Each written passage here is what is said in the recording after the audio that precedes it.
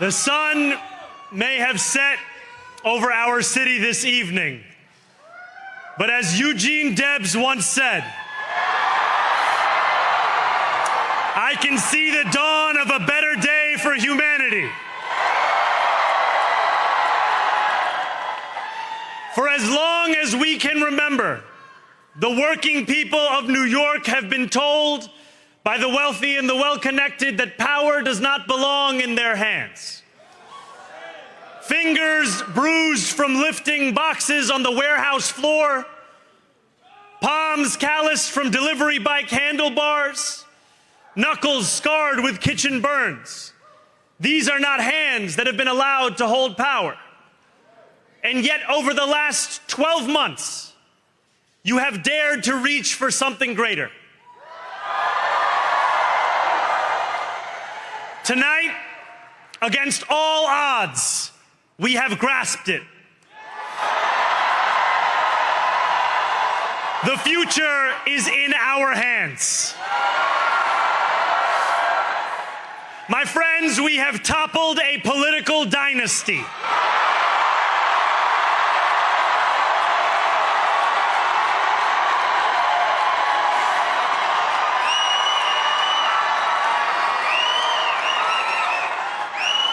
I wish Andrew Cuomo only the best in private life. But let tonight be the final time I utter his name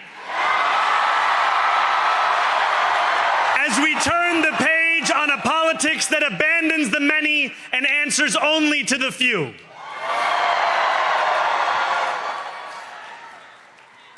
New York, tonight you have delivered a mandate for change, a mandate for a new kind of politics, a mandate for a city we can afford, and a mandate for a government that delivers exactly that. On January 1st, I will be sworn in as the mayor of New York City.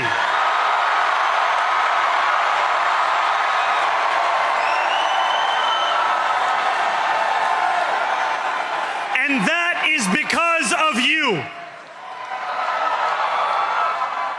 So before I say anything else, I must say this. Thank you. Thank you to the next generation of New Yorkers who refused to accept that the promise of a better future was a relic of the past. You showed that when politics speaks to you without condescension, we can usher in a new era of leadership. We will fight for you because we are you. Or as we say on Steinway, ana minkum wa ilaykum.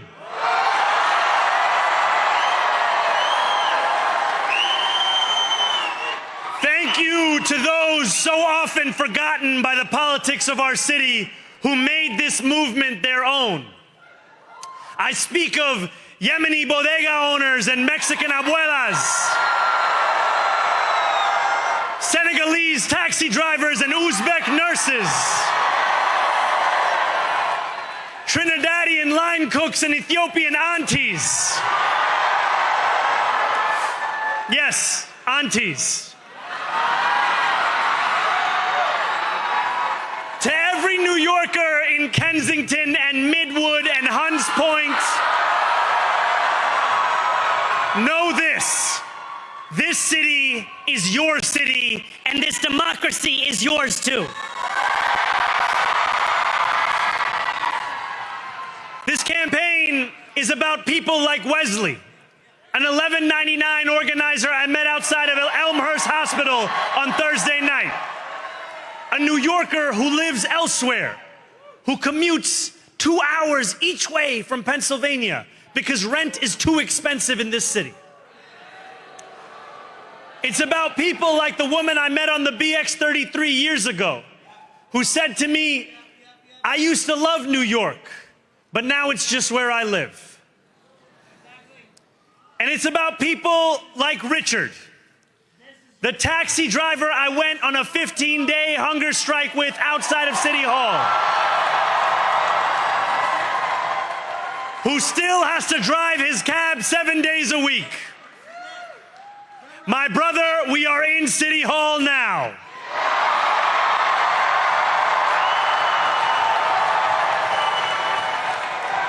This victory is for all of them, and it's for all of you. The more than 100,000 volunteers who built this campaign into an unstoppable force.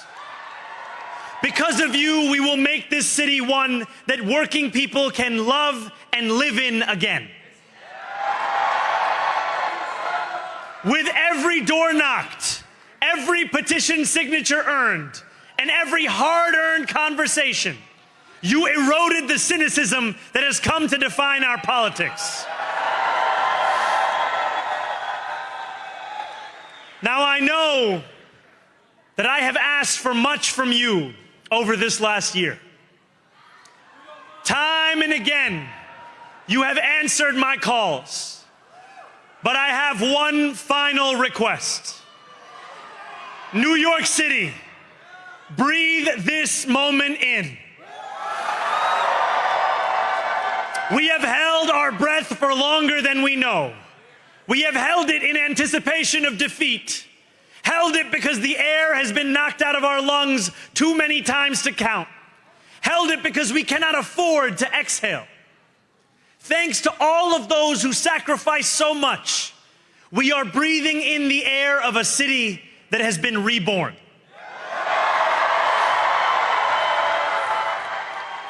To my campaign team, who believed when no one else did,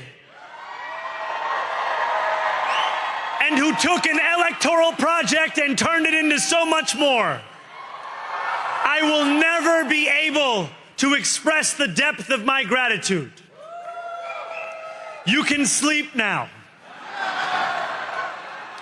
To my parents, Mama and Baba,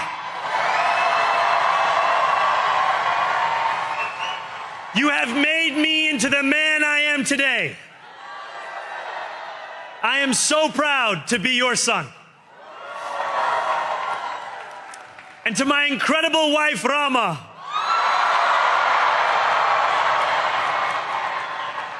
Hayati, there is no one I would rather have by my side in this moment and in every moment.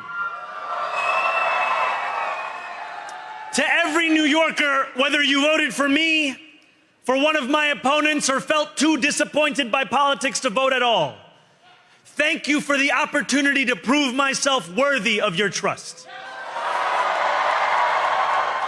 I will wake each morning with a singular purpose: to make this city better for you than it was the day before.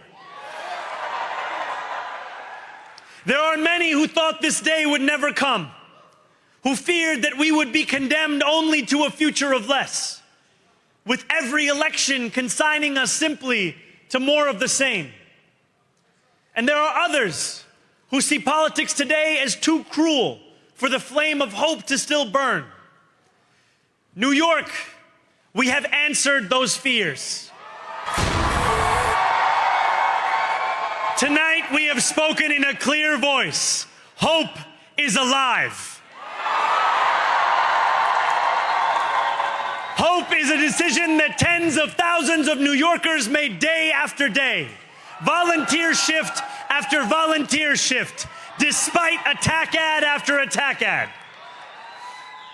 More than 1 million of us stood in our churches, in gymnasiums, in community centers, as we filled in the ledger of democracy. And while we cast our ballots alone, we chose hope together. Hope over tyranny. Hope over big money and small ideas. Hope over despair. We won because New Yorkers allowed themselves to hope that the impossible could be made possible. And we won because we insisted that no longer would politics be something that is done to us, Now it is something that we do.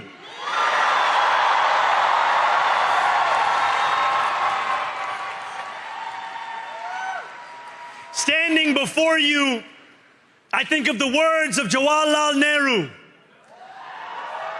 A moment comes but rarely in history when we step out from the old to the new, when an age ends and when the soul of a nation long suppressed finds utterance. Tonight we have stepped out from the old into the new.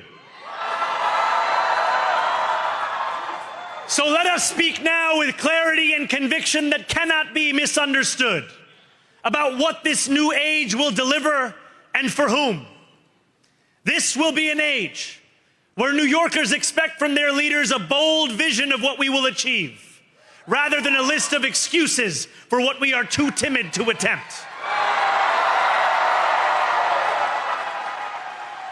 Central to that vision will be the most ambitious agenda to tackle the cost of living crisis that this city has seen since the days of Fiorella LaGuardia.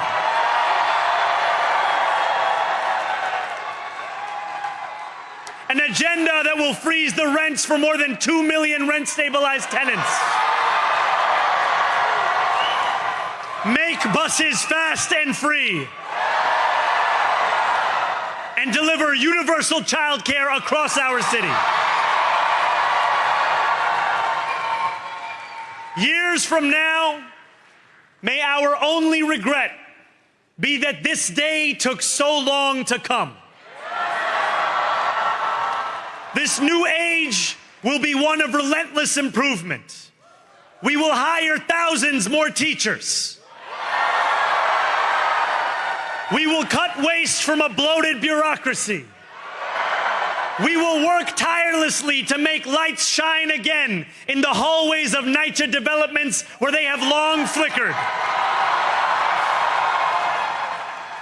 Safety and justice will go hand in hand as we work with police officers to reduce crime and create a department of community safety that tackles the mental health crisis and homelessness crises head on. Excellence will become the expectation across government, not the exception. In this new age we make for ourselves, we will refuse to allow those who traffic in division and hate to pit us against one another. In this moment of political darkness, New York will be the light. Here, we believe in standing up for those we love. Whether you are an immigrant, a member of the trans community, one of the many black women that Donald Trump has fired from a federal job, a single mom still waiting for the cost of groceries to go down, or anyone else with their back against the wall, your struggle is ours too. And we will build a city hall that stands steadfast alongside Jewish New Yorkers and does not waver in the fight against the scourge of anti-Semitism. Where the more than 1 million Muslims know that they belong. Not just in the 5 boroughs of this city, but in the halls of power. No more will New York be a city where you can traffic in Islamophobia and win an election.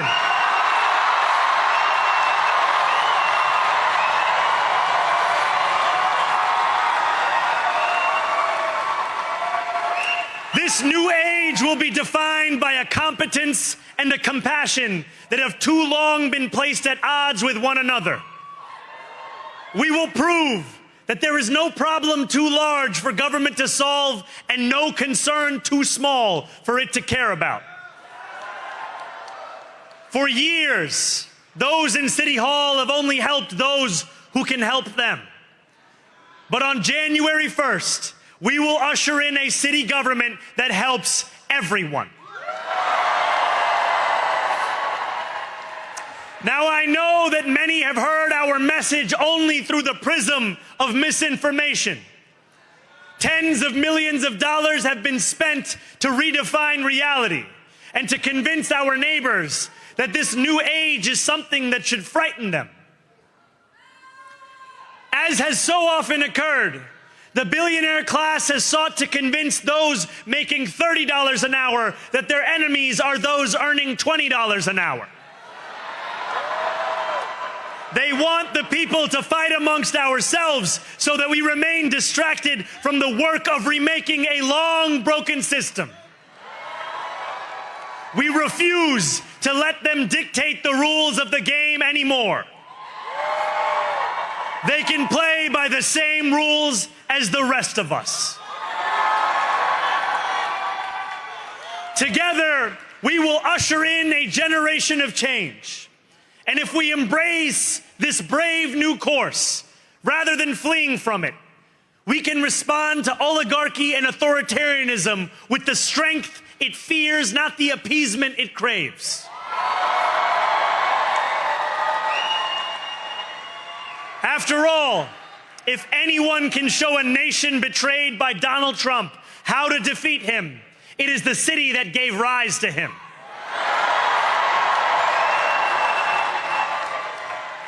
And if there is any way to terrify a despot, it is by dismantling the very conditions that allowed him to accumulate power. This is not only how we stop Trump, it's how we stop the next one. So, Donald Trump, since I know you're watching, I have 4 words for you. Turn the volume up.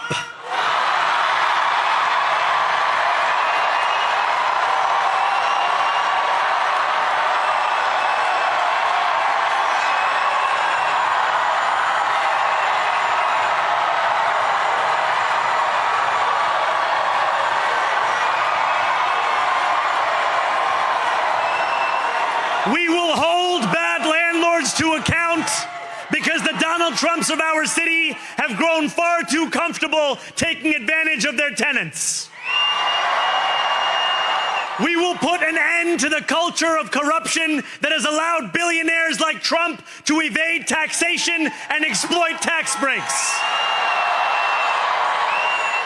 We will stand alongside unions and expand labor protections because we know, just as Donald Trump does, that when working people have ironclad rights, the bosses who seek to extort them become very small indeed. New York will remain a city of immigrants, a city built by immigrants, powered by immigrants, and as of tonight, led by an immigrant.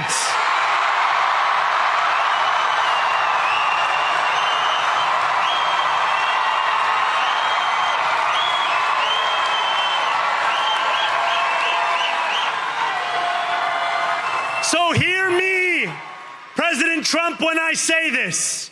To get to any of us, you will have to get through all of us.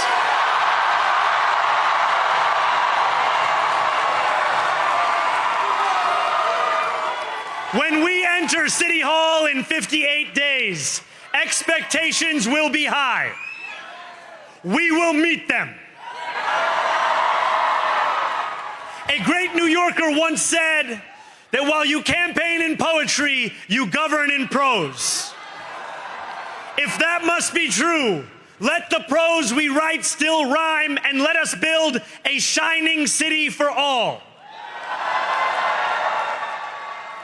And we must chart a new path, as bold as the one we have already traveled. After all, the conventional wisdom would tell you that I am far from the perfect candidate. I am young, despite my best efforts to grow older. I am Muslim. I am a democratic socialist. And most damning of all, I refuse to apologize for any of this. And yet, if tonight teaches us anything, it is that convention has held us back. We have bowed at the altar of caution, and we have paid a mighty price. Too many working people cannot recognize themselves in our party. And too many among us have turned to the right for answers to why they've been left behind. We will leave mediocrity in our past. No longer will we have to open a history book for proof that Democrats can dare to be great. Our greatness will be anything but abstract. It will be felt by every rent-stabilized tenant who wakes up on the first of every month, knowing the amount they're going to pay hasn't soared since the month before. It will be felt by each grandparent who can afford to stay in the home they have worked for, and whose grandchildren live nearby because the cost of childcare didn't send them to Long Island. It will be felt by the single mother who is safe on her commute and whose bus runs fast enough that she doesn't have to rush school drop-off to make it to work on time. And it will be felt when New Yorkers open their newspapers in the morning and read headlines of success, not scandal. Most of all, it will be felt by each New Yorker when the city they love finally loves them back. Together, New York, we're going to freeze the... Together, New York, we're going to make buses fast and... Together, New York, we're going to deliver universal... Let the words we've spoken together, the dreams we've dreamt together, become the agenda we deliver together.